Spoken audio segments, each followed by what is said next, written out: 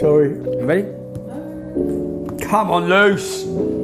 It's 11 o'clock. You meant to have all had this done by 9. You can't get the staff. Gender neutral census. This is declaring your sex on the next survey could be optional. More transgender nonsense. This is whole. Never heard of any of this, did you? Like even just a couple of years ago. Now it's like everything's fixated on gender. Pakistani women in the UK are shockingly badly integrated. No shit. Many do not speak English. Many do not go to work. Many we are paying for. That's what that basically transcribes as. 75% of Muslim women are on benefits. 75%. So when we say Pakistani women in the UK are shockingly badly integrated, no, that just transcribes as Muslim women. So I know a girl, I'm not going to name her here. I know a girl who used to go out with a Muslim. She used to wear a full niqab. She was saved actually. The best thing that happened to her was she got sent to prison on his big drug charge. She told me the stories of what's going on she said, everyone needs to know what's happening in that community. Yeah? We're all talking about our girls. He used to beat her up in one room in her niqab, and then he'd have his cousin, who was also married to, and he'd go in and kick the hell out of her. But she can't speak English, the cousin. They have her passport.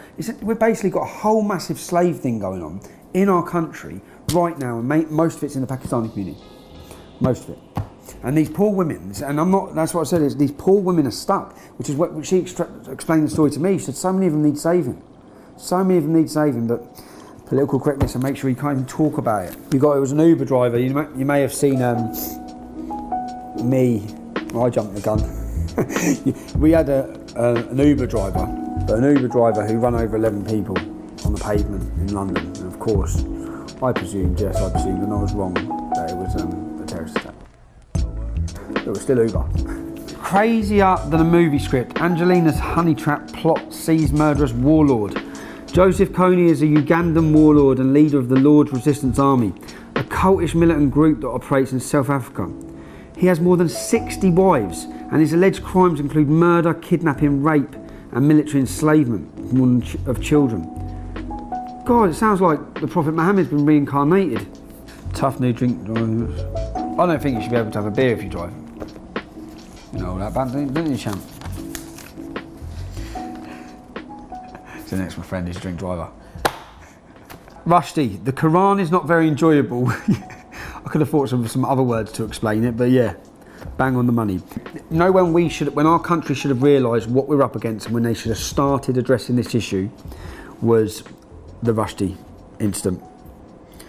30 years ago. When he wrote a book 30 years ago, and Muslims took to the streets across the world, rioting, and they called for his death, and they put a fatwa to execute him, and they took to the streets of the UK in mass numbers in such a violent and aggressive way, that should have been the wake-up call right then for our government. They should have looked then and understood, we need to address this issue, we need to look at this. But no, nothing. Russell Brand, good old Russell Brand, I've lost my 10 million. What a muppet. Russell Brand claims he's skinned after blowing his 10 million, doesn't surprise me. The funny man also moans that he is tortured by fears his manhood is too small. Now it's not a fear, Russell. I've seen the video. And we can actually show, I'll show you this picture now, and I'll add the picture to the video, because it's not like I can get done for like indecent exposure, because there's nothing there. You can't even say, there's nothing there. The newspaper censor it. You don't need to censor it. You actually really don't even need to censor it. He lives in a £3 million mansion in Hanley-on-Thames. And he said, I'm going to have to work now for the rest of my life. From his £3 million mansion. You're a crackhead who pretends to represent the working class. Oh. Hillary, I feel guilty because Trump won. I feel a terrible sense of responsibility for not beating Donald Trump. You should feel a terrible sense of responsibility for all the kids that are getting raped in weird little secret places. You've got a young lad called Ben. Mirror boy Ben Baddeley has made a heart-rending plea for NHS help, saying, I want a normal life. Ben, 13, tells of his struggle for treatment in a video. This is what the NHS is there for, okay? You've got people having breast implants on the NHS. Breast implants. So you've got children like this, Ben, who need operations to help them live a normal life, which is what our NHS money should be going on. It's what our healthcare should be doing. It shouldn't be giving women breast implants. Muslim women have an operation called hymenoplasty because, say they've gone out to uni, which most of them do as well. They're at uni and they're shagging, like all the other girls are shagging. Yeah? All right? But then they come back and get married, but the new husband has to think they're a virgin. This is going on across our whole country, yeah? So they have to pretend they're virgins. And then they have to have an operation. They have an operation paid for on the NHS so the bloke who meets them thinks they're a virgin. And this is a funny one. I got a taxi. I was in London for that FLA demonstration on Saturday. And what about the media coverage of that? It's literally non-existent. You've got the biggest demonstration our country's ever seen against Islam. And media didn't pick up on it. That's really.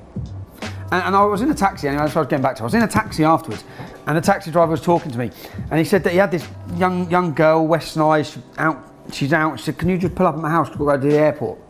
So we pulled up, and she's come out, then he's sitting there, and then his door opened, and this woman got in a burqa. And he goes, no, sorry love, my taxi's booked, I'm just waiting. And then the woman goes, yeah, it's me. It's me. Me, here I am, I'm in here, I'm in this big tent. And he goes, do you know the taxi driver said, how often we do that? How often we speak to Muslim girls who are living a complete lie. Free every Muslim woman. Free them from Islam. I know I was talking about Tommy Robinson's show and needing people's help. Well, we found a venue. It's going to be good, man. It's going to be good. So I want to say thank you so far to the people who have supported. And if you want to help us get this, because we've found the venue, we're going to start the building work next week. We still need your support. We still need your help. Go to TommyRobinson.com. Peace.